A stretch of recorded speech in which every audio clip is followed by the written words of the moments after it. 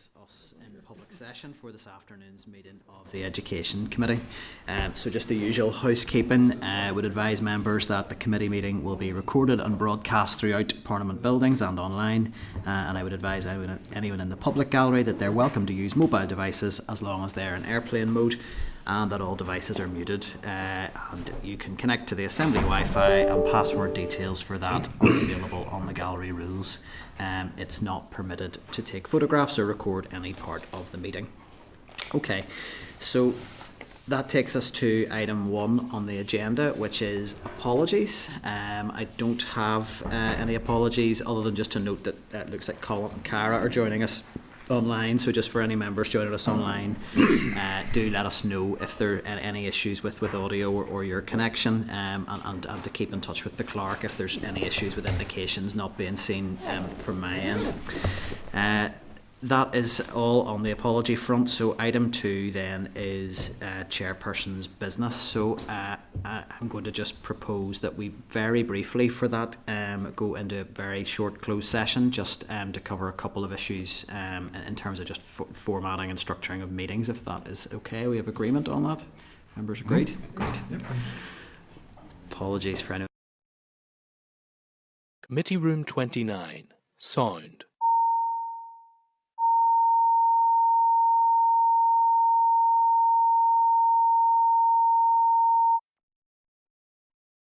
Committee Room 29. Sound.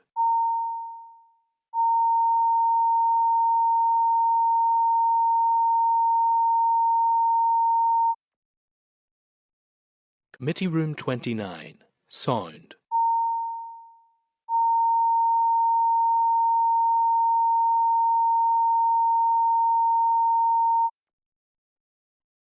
Committee Room 29.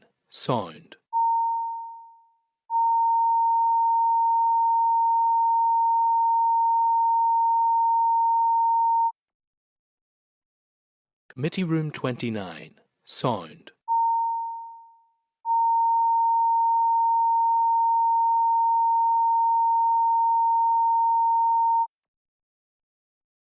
Committee Room 29. Sound. Committee Room 29. Sound. Committee Room 29. Sound.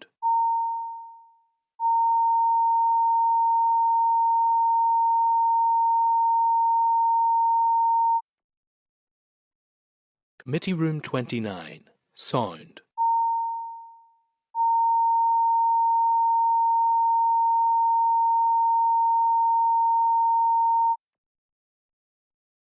Committee Room 29. Sound. Committee Room 29. Sound.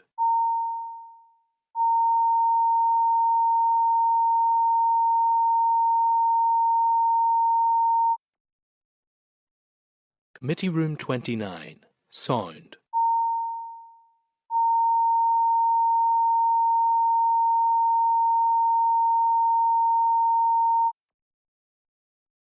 Committee Room 29.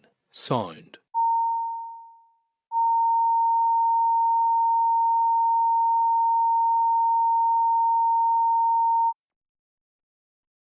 Committee Room 29. Sound.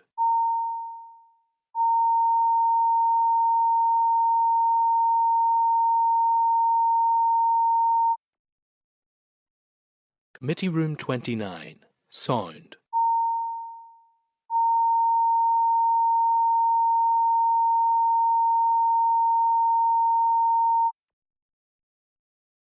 Committee Room 29.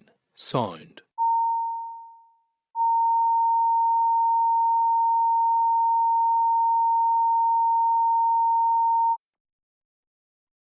Committee Room 29. Sound.